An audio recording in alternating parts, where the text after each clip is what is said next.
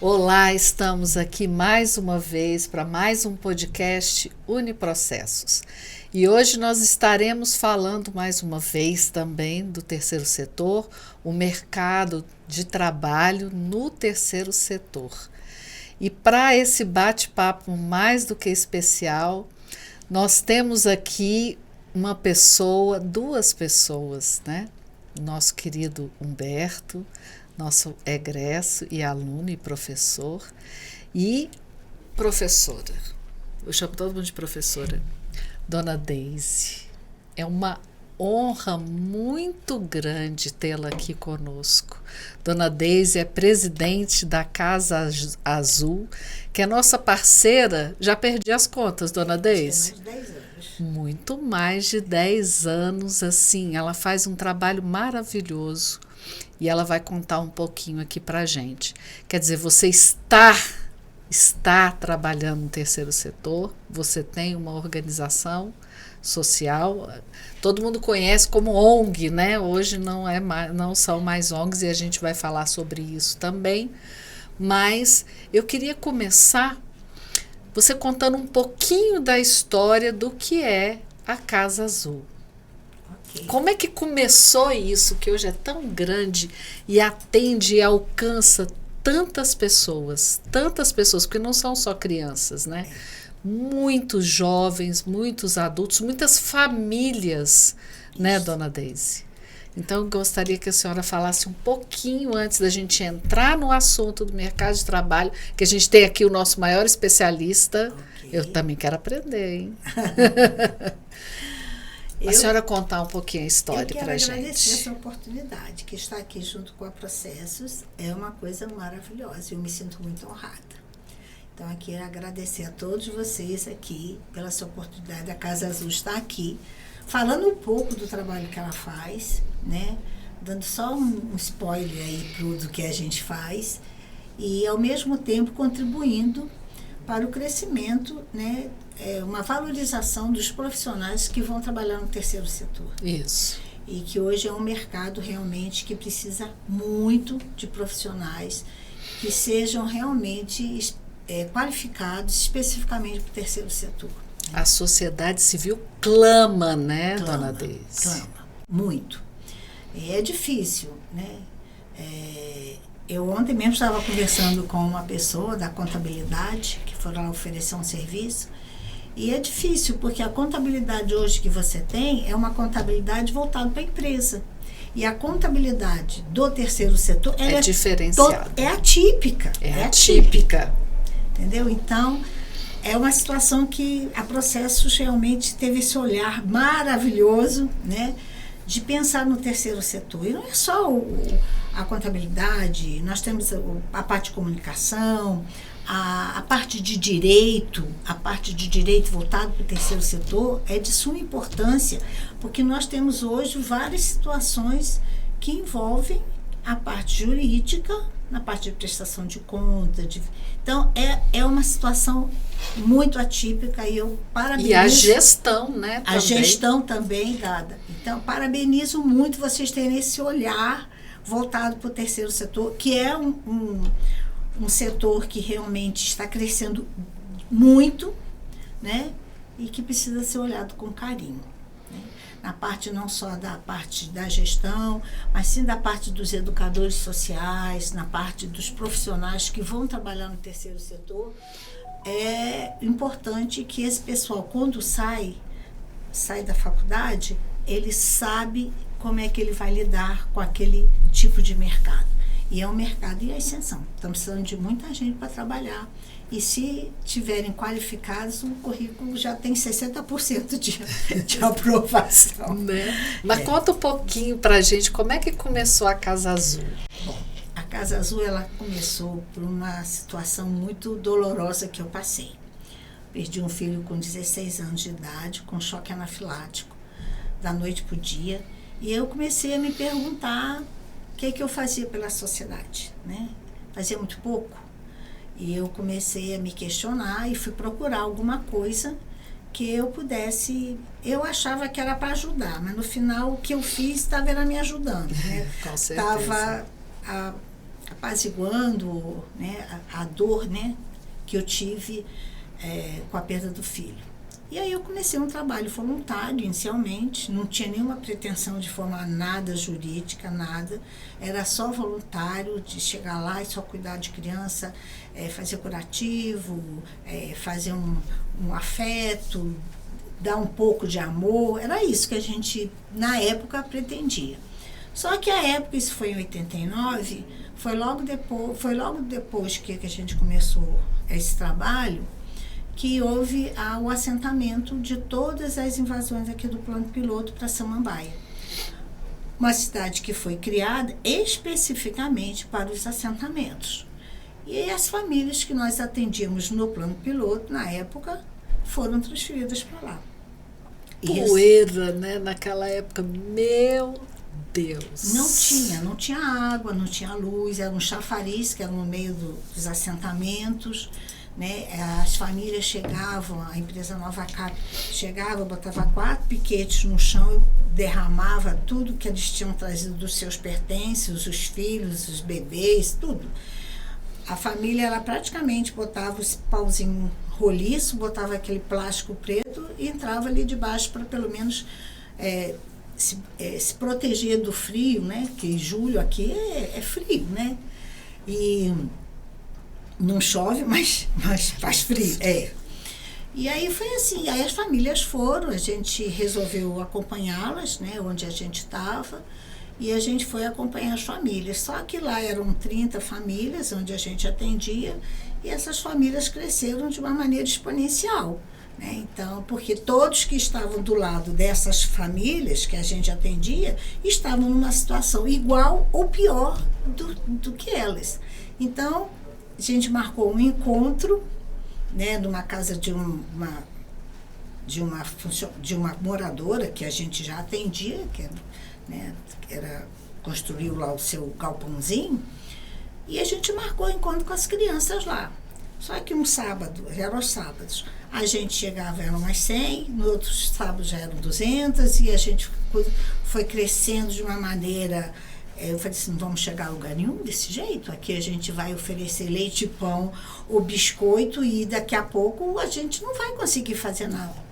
E aí foi que então surgiu a necessidade de se criar juridicamente a instituição para pleitear junto à Terra Cap um espaço, né, um terreno, onde a gente pudesse firmar o nosso espaçozinho, né?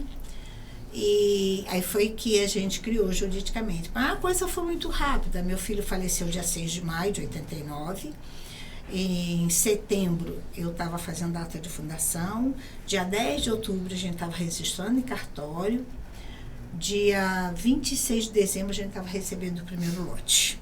Então a coisa foi assim, eu digo que nós éramos mero instrumento. A coisa já estava toda programada no outro plano. E a gente foi só um mero instrumento para começar a fazer um trabalho. E hoje, a gente iniciou um trabalho pensando que era só os sábados, que a gente ia oferecer lá uma merenda, né, alguma coisa, que era tudo na época abaixo por meio de doação. E aí depois recebemos também um outro sinal de que a gente tinha que fazer alguma coisa mais solidificada. Recebemos uma doação muito grande de alimentos, de macarrão, arroz, etc. E aí falamos, vamos servir uma alimentação quente. E aí montamos o espaço, arranjamos uma voluntária, ela fazia a comida. Minha irmã recebia essas crianças no período da manhã, ajudava na escola, fazia o dever, elas almoçavam e iam para casa. Aí o trabalho foi crescendo, foi ficando mais organizado. E aí surgiu a primeira parceria, que foi então com a antiga LBA. E aí ela ofereceu uma parceria para atender crianças de 3 a 6. Aí a gente começou a atender 3 a 6. Foi crescendo, depois foi para 0 a 6. E aí eu me preocupava muito que quando a criança completava 6 anos, eu tinha que dizer assim, agora eu não posso mais cuidar de você, você vai para a rua. E aí eu falei assim, isso é muita injustiça, não pode ser desse jeito. Não dou conta, né? Não dou conta. E aí... Desculpa, mas eu fico emocionada aqui com essas histórias. Mas aí foi que eu fui buscar, consegui participamos de uma seleção de projetos no Ministério, né, antigo Ministério do Desenvolvimento Social, né? E ele fez um projeto que era sobre isso em 88, que era uma participação de um contraturno escolar. E eu escrevi o projeto. Eu não tinha profissional, não.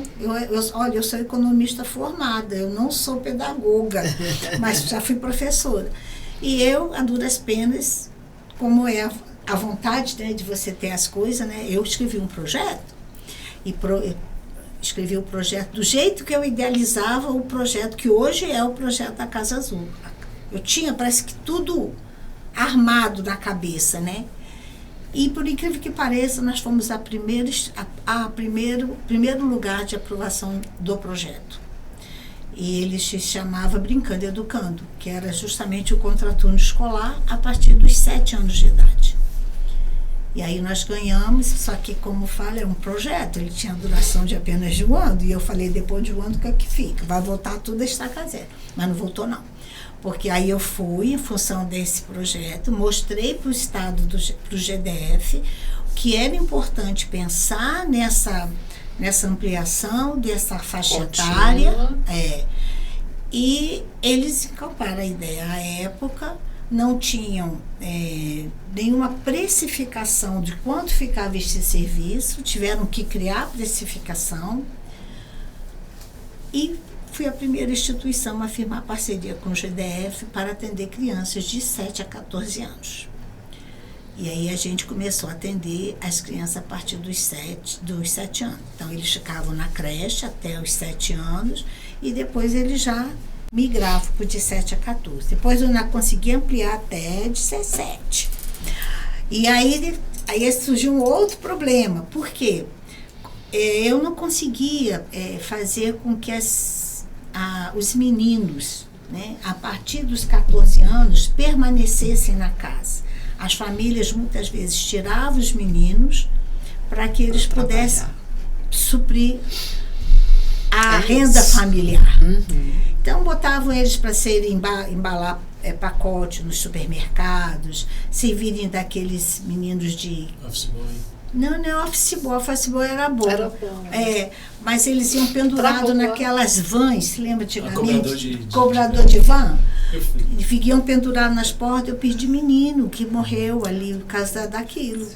E aí a gente, para convencer a mudar a concepção daquela família, de achar o imediatismo e pensar que ele pode investir naquele menino, naquela menina, para poder receber os frutos lá na frente, foi uma coisa difícil.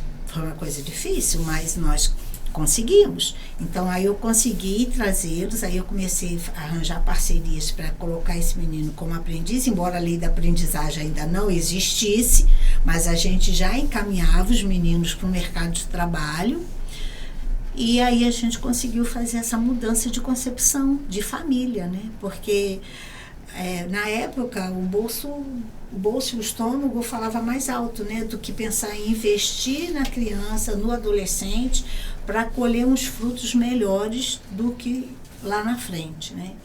Então foi uma situação, vamos dizer assim, árdua, né? Mas nós saímos vitoriosos, né?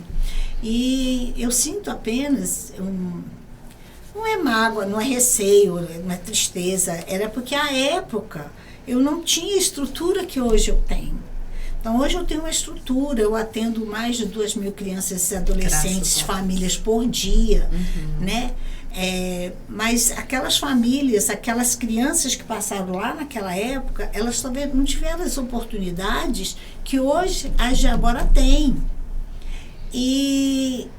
Mas, como diz que tudo dá certo no final, Tudo nem que dá Deus, certo no Deus final. nos ajuda. É. O que eu percebo. Precisou passar aquilo para poder chegar onde chegou agora, né? E aí o que acontece? Quando a gente passou já a fase das crianças e adolescentes, a gente sentiu necessidade de criar um projeto voltado para mulheres.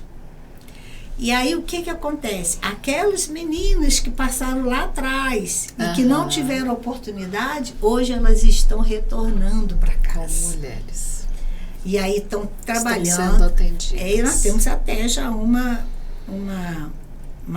educanda, né, sua, que está fazendo faculdade, e que os filhos passaram pela casa, ela conseguiu fazer os cursos de capacitação na casa, e hoje ela é uma aluna da Processos, né? Graças a Deus. Então, o que eu vejo é que quando a gente planta a sementinha da necessidade de mudança de perspectiva de vida, de criar, fazer com que essas pessoas possam sonhar e acreditar naquilo que elas podem ser, independe, se você fez lá atrás, se você não pôde fazer do jeito que devia ter sido feito, que a estrutura que não a gente permitia. acha, né, que a gente devia ter feito.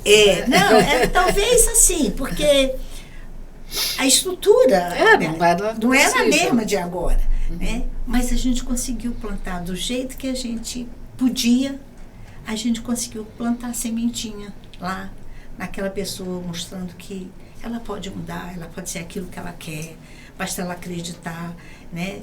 E dar oportunidades, que eu acho que isso que é o importante, né?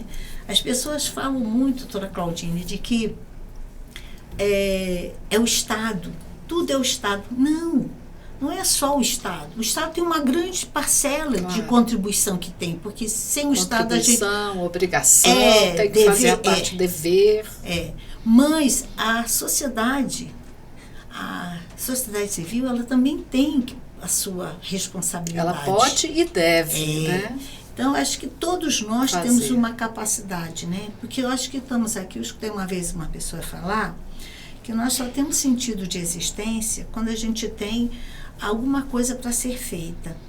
A partir do momento de que nós não temos o que pensar, né? Porque existimos, e se a gente não tem um propósito de ajudar, seja alguém, acabou a nossa existência. Para que existimos? Nós só estamos aqui, existimos, porque estamos para ajudar alguém. Se não tem alguém para ajudar, nossa existência acaba. É verdade. E aí é que eu vejo, né, muitas idosas, às vezes, que se entregam, porque passam uma vida inteira, às vezes, dependendo lá, ajudando o filho, neto. Aí, quando acaba, esses netos partem, voam, alçam seus voos, os filhos têm as suas obrigações.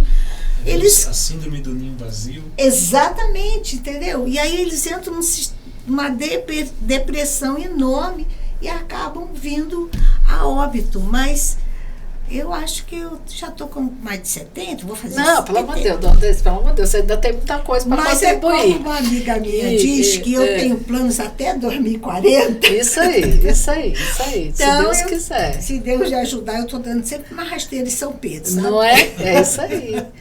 Pois é, então eu gostaria de dizer que existem centenas de milhares de instituições como a Casa Azul, infelizmente não, mas nós temos muitas instituições que precisam desses profissionais para poder continuar, eu diria, não é o seu sonho, né? É a vida real de toda uma sociedade, de toda aquela região, né?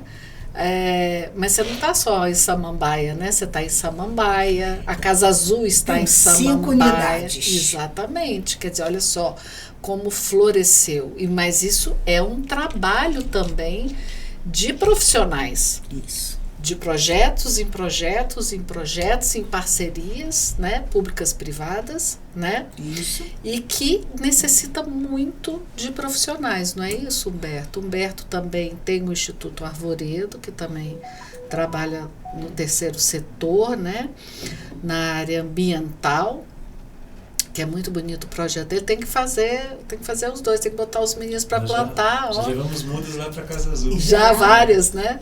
E a gente está com um projeto, eles adoram, um projeto voltado para o meio ambiente, onde ontem mesmo eles estavam plantando mudinhas, que eles iam levar essas mudinhas para casa. Então. Nossa, mas adoro.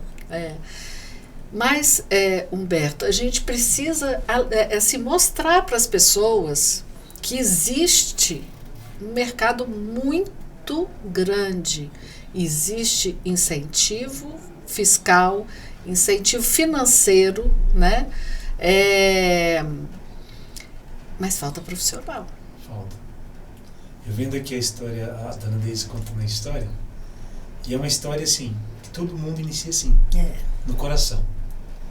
Então, uma causa nos mobiliza. Então, ela viu ali as crianças, ela atendia as crianças, ela foi mobilizada. Então, eu costumo dizer assim, que o terceiro setor, ele sempre vai se iniciar pelo coração. Por muito tempo foi assim. Então, por uma deficiência de política pública. O Estado, ele pensa na amplitude. O Estado, ele legisla para amplitude. Só que existem células sociais que na profundidade elas são problemáticas e que uma política pública não alcança. Que ela é específica, né? Daquele Então, lugar. A dona Deise viu aqui no plano piloto um grupo de pessoas que não estavam sendo alcançados por uma política pública e a compaixão fez ela se mobilizar por aquilo e começar um trabalho. Esse trabalho foi para Samambaia, né? Na Samambaia foi criando grandeza e chegou um momento onde ela teve que partir para o profissionalismo. Sim. Né? E é isso que acontece com a maior parte das instituições hoje que existem. Né? Todo mundo começa um trabalho de coração, vai envolvendo pessoas, as pessoas querem deixar sua marca, querem deixar o seu legado, querem achar propósito. Né? Eu sempre, Dona Deise, eu falo assim, para os meus alunos, eu falo assim, leiam o livro Sentido da Vida, né? Que é de Franklin, eu não lembro o sobrenome dele. Mas foi um homem que passou por um campo de concentração, que o que fez ele sobreviver era o propósito de vida que ele tinha fora do campo. Sim. Então todos nós temos um propósito um propósito transformador. A Dona Deise transformou vidas, a Uniprocesso transforma vidas. Né? Eu sou fruto do terceiro setor, como sou fruto da Processo. Né? A Dona Deise contando a história das crianças, eu vim de uma família que eu tinha que trabalhar. Né? Eu tinha que trabalhar. Então eu fui engraxate, eu lavei carro de professor na escola, né? Eu vendi din-din no zoológico. Você fazia trabalho infantil. Eu vendia batata frita, né? Fui empacotador da SAB pelo Cezan, que tinha um Cezan. Tinha Cezan. Né? Também muito menino pro Cezan, para botar no mercado de trabalho. Então assim, tinha o Cezan e tinha o Dom Bosco. E eu fiz um curso de auxiliar de escritório no Cezan, querendo ser office boy, usar aquela blusinha azul marinho que tinha, né? E aí quando eu fui chamado para ser empacotador na SAB. E aí todo mundo olhava que a gente usava um jaleco azul Smurf. Né? Mas assim, esses projetos todos iniciam do coração. Verdade. E quando você começa a crescer e vê a grandeza que aquilo se torna, você não consegue bancar sozinho. Porque no início nós queremos ajudar com os nossos recursos. Só que chega um ponto que nós não damos conta. E aí chega alguém e fala assim, eu posso ajudar vocês, mas vocês é uma instituição? É essa pergunta que acontece na transição. Eu posso ajudar, né? Eu quero ajudar, mas vocês têm uma instituição? Formalizados. E aí a primeira coisa que as pessoas falam, caramba, eu tenho que abrir agora uma pessoa jurídica. Exatamente. Né? E procura alguém. E a primeira pessoa que você procura é um contador. E como a Dona Deise falou, nossos contadores estão todos preparados para iniciativa privada, mas com finalidade lucrativa. Mas eles querem contar dinheiro. Os nossos meninos aqui estão entrando. Então, assim, nossos contadores aqui, os estudantes de ciências contábeis. Então, aí a primeira coisa que pergunta é procura um contador. E o contador, ele, às vezes, ele vai na internet, pega um estatuto, vê como é que faz ali, né? E vai arrochando. Tá, ele te entrega a documentação e não te dá as orientações devidas.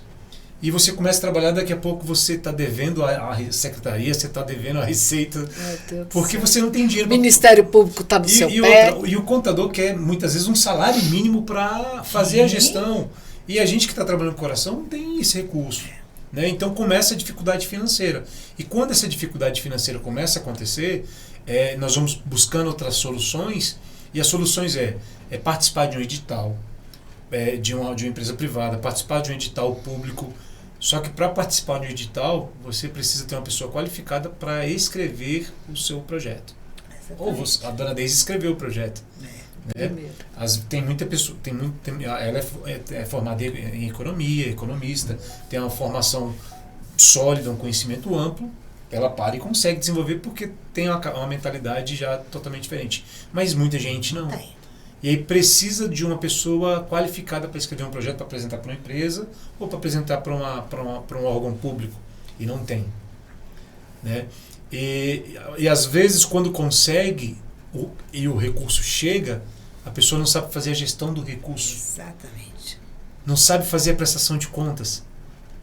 Né? Para alcançar uma empresa, não sabe fazer um marketing. Não consegue fazer a leitura do mercado. Então, assim, o terceiro setor hoje, ele é muito grande. Nós temos o primeiro setor, que é a administração pública, que ela está focada na amplitude das políticas públicas de Estado. Então, o Estado tem a responsabilidade dele, mas ele visa no geral. O segundo setor, a iniciativa privada com finalidade lucrativa, ela não quer fortalecer políticas públicas se ela não ganhar dinheiro, porque a visão dela é o lucro. E quando nós entramos no terceiro setor, o terceiro setor tem que estar alinhado com as políticas públicas. E muita gente não entende isso.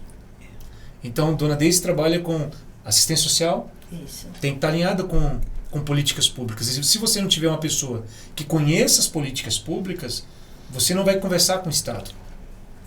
Se você não tiver uma pessoa que conheça de orçamento público, você não vai conversar com o Estado. Se você não tiver uma pessoa que saiba fazer prestação de contas, você vai ter problemas com o Estado e o seu problema pode ser maior do que o problema que você tinha antes. É verdade. Porque você pega um recurso público para executar. Se você fizer mau uso, você tem que devolver. E muitas vezes com uma multa. Mesmo fazendo bem.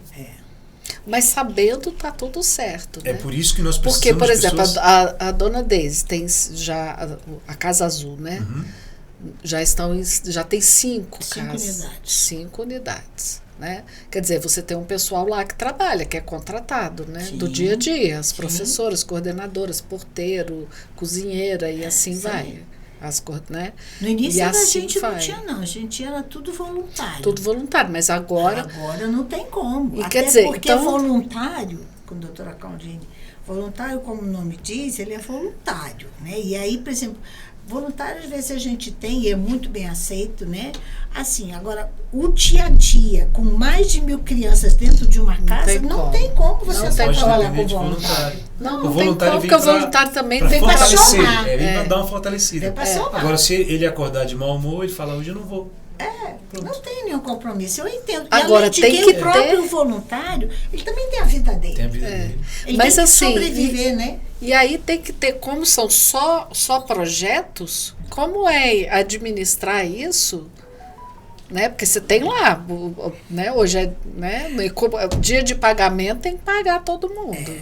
Ninguém quer saber se é terceiro setor, primeiro, segundo, décimo. Dinheiro. Tem que ver. Chegou o salário. E como que é essa administração? Pois é. São projetos, sempre projetos estanques, ou é possível conseguir um contrato maior, né? Ou seja com uma empresa, ou seja com o governo.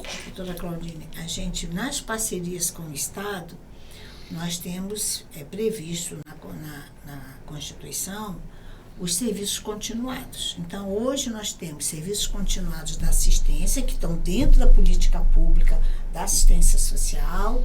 Nós temos serviços continuados dentro da educação, que é também previsto, né, da parceria da Secretaria de Educação, no caso aqui do DF, Secretaria de Educação e a instituição parceira.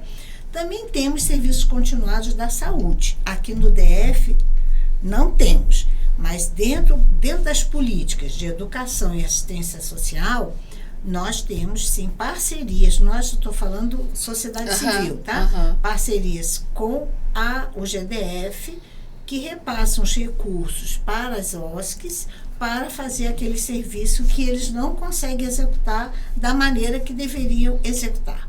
Ou seja, você precisa de ter esse profissional qualificado, tanto de gestão, quanto de direito, quanto de ciências de contabilidade. Exatamente. E de parte porque pedagógica também, porque hoje nós temos todos os projetos de educação envolvem professores, né, que eles exigem os pedagogas mesmo, tem a parte das coordenações pedagógicas e tem a parte dos auxiliares, né? E todo tipo de profissional, porque você precisa também do porteiro, você precisa da faxineira, você precisa da cozinheira.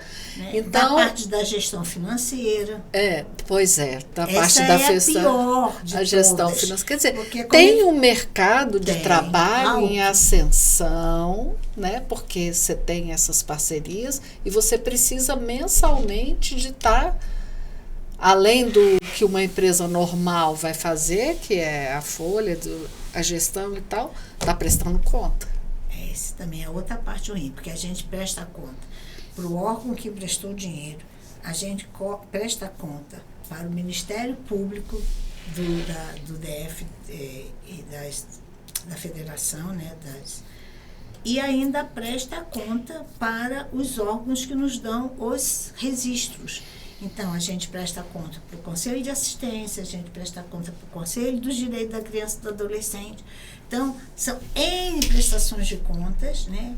E aí eu vou falar uma outra coisa muito importante, é o conhecimento da documentação necessária para você garantir as isenções, as imunidades, né? Então a gente tem que prestar conta sempre para o Conselho de Assistência. Antigamente a gente tinha que prestar conta para o SEBAS, o Conselho Nacional de Assistência, hoje já não tem mais, mas a gente tem que prestar conta para o Ministério Público, todo ano a gente tem que prestar conta. Então, e o profissional, um grande nicho de mercado, o profissional que detenha esse conhecimento de toda a documentação que envolve, como ele falou, toda a documentação que envolve a regularização de uma OSC e a permanência de que ela continue se beneficiando lá das imunidades, ele ganhou o mercado. Porque hoje os meus profissionais aprenderam comigo e eu aprendi a duras penas. Era assim, tem que fazer a inscrição. Até mesmo porque não tinha regulamentações. Não tinha. Nós éramos um ser anômalo ali, porque fazia parceria, usava 866, né? Era.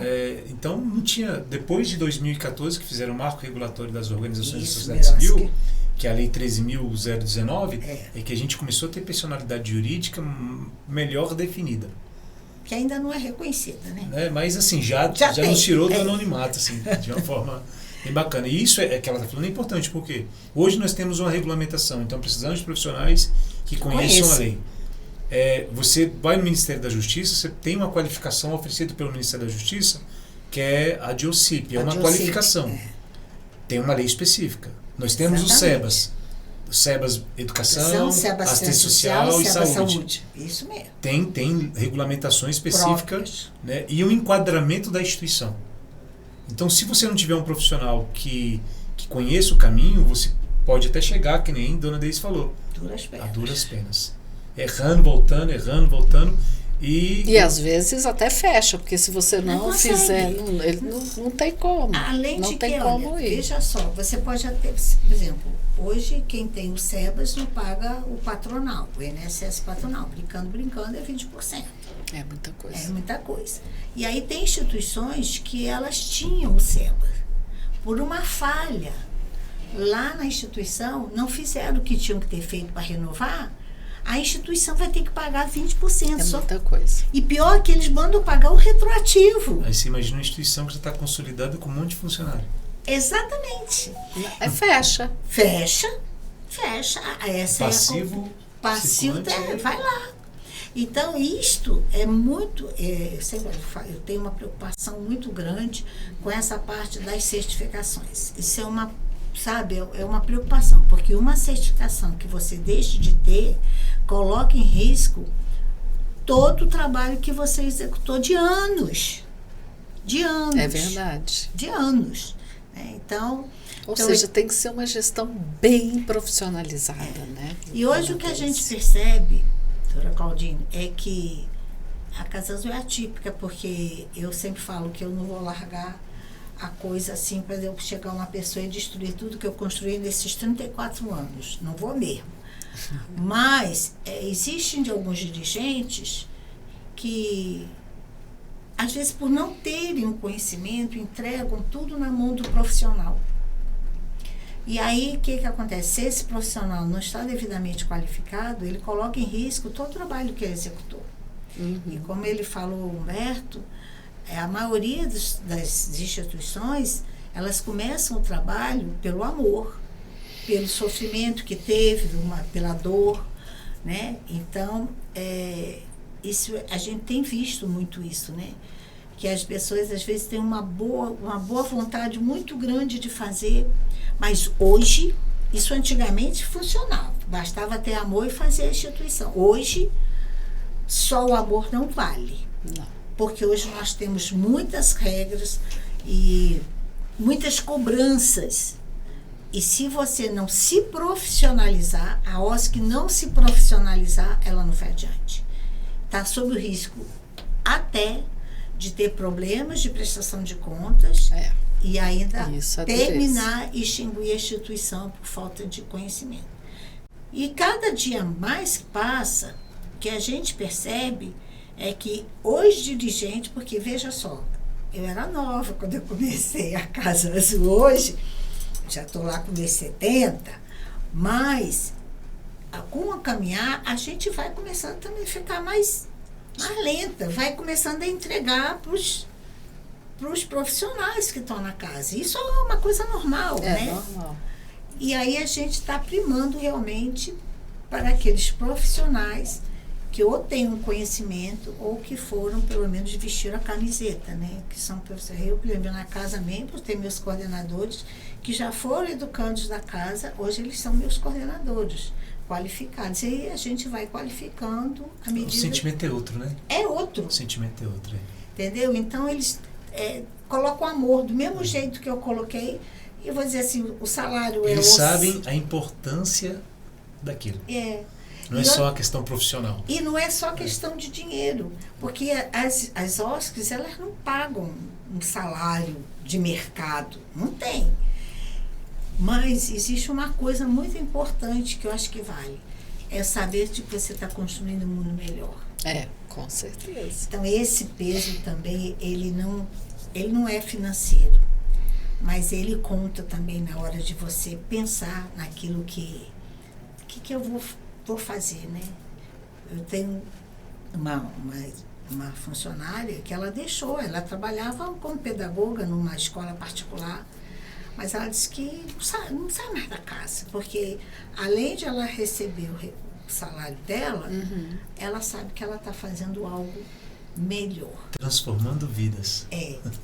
Então, eu acho que essa é a mensagem que eu acho que tem que passar para os alunos a processos, né? Que nem sempre o salário que você recebe, ele é fator de mensuração. Não. Entendeu? Também o que você está fazendo, né?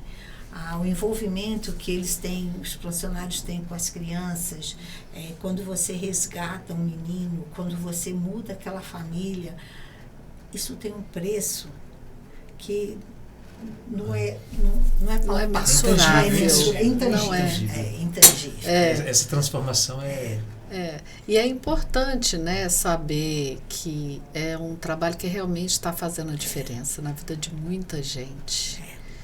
E que vai refletir muito mais, né? É preciso se profissionalizar, é preciso saber. Principalmente os meninos, eles saem das vezes da faculdade, da graduação, né, sem saber para onde ir. E por isso que a gente tem a nossa oficina do terceiro setor para ajudar, para dar oportunidades, porque eles podem estar ajudando numa instituição, né, ficando lá permanentemente ou participando de projetos, né? E é um caminho que, além de ter, talvez, como é que eu vou falar? Um salário enorme, Isso. talvez não. Mas eles vão poder estar contribuindo, apesar que tem vários projetos que são os valores maiores, enfim. E em si, a Mas- lei permite que o profissional de dentro das OSCs receba um salário De mercado. Sim. Né? Então, assim, tem vagas, por exemplo, um captador de recursos, ele ganha 5%. Quando ele capta de uma empresa privada. Na minha instituição, não. Não, mas eu falo assim, mas eu falo porque a lei permite, né? Sim. A pessoa que faz uma prestação de contas, a lei permite que ela tenha 5%. Então, assim, há possibilidade, por exemplo, se eu tenho um profissional que participou de um processo, um edital um edital do BTG, que abre muito, sim. o Itaú abre, o Bradesco abre, todos os bancos, eles fomentam o terceiro setor. Então, se você tem um profissional ali que ele vai lá e faz a captação de recursos, ele vai ter um bom salário. Eu tô falando, você está falando assim, nos projetos. Nos projetos. Sim, do projeto que eu falei inicialmente. No projeto, você pode colocar o profissional, o mobilizador, o articulador, o que vai fazer a mídia, certo? Só que O valor de mercado. valor de mercado. Só que aí, é o que eu tô falando, ele vai durar um prazo determinado, né? Ele vai ter que ser atrás dos projetos. Ele vai isso, acabou um, vem E outro, acabou hoje, um, vem outro. ele vai se você fazendo. abre o prosas.com, Sim. que é o Você site que tem todos os editais, são editais abertos. você vai ver o tanto de dinheiro que está ali. São trilhões de reais para instituições. Pois é, e aí é o que eu ia completar, né? Que bom poder ganhar dinheiro, porque a gente precisa, né, de dinheiro, Sim. porque a gente precisa viver, comer e tal, enfim, fazer outras coisas, nos divertir. Mas que bom poder ganhar o dinheiro e estar contribuindo efetivamente com a sociedade. Seja com educação, diretamente, né, profissionalização, né, com trabalho com o meio ambiente, né, mudar, transformar, é tudo de bom, gente. Então, terceiro setor está carente de profissionais e o Uniprocessos vislumbrou isso, e por isso que nós temos a nossa oficina, né, que ela está aberta para profissionalizar realmente os meninos que estão saindo dos cursos de Direito, Ciências Contábeis, os cursos de Gestão e agora os cursos de TI, né? Porque o TI está aí para suprir todas as nossas dores, né? Isso Hoje aí o mundo é você, tecnológico. Não é? O mundo é tecnológico. você falou uma coisa, palavrinha mágica, parte de TI. Hoje, por exemplo, as OSCs, elas têm que buscar a tecnologia da informação. Por quê? A quantidade hoje de demanda, de prestação de conta que se faz, se você não tiver um sistema que possa garantir rapidez, eficiência e confiabilidade. Você morre, por exemplo, eu estava hoje brincando com vocês quando eu cheguei aqui, que eu estava fazendo, liberando folha de pagamento. E uma prestação de conta, porque no governo aqui do DF a gente tem que prestar conta mensal. E assim, acabou o mês, eu tenho 5 dias úteis para encaminhar os balancetes. Então, se você não tem uma sistematização, um mínimo de uma informatização, você não consegue. Não consegue. Não consegue. E aí é o que eu estou te falando. Hoje temos que investir realmente. Eu já estou falando que nós já estamos atrasados para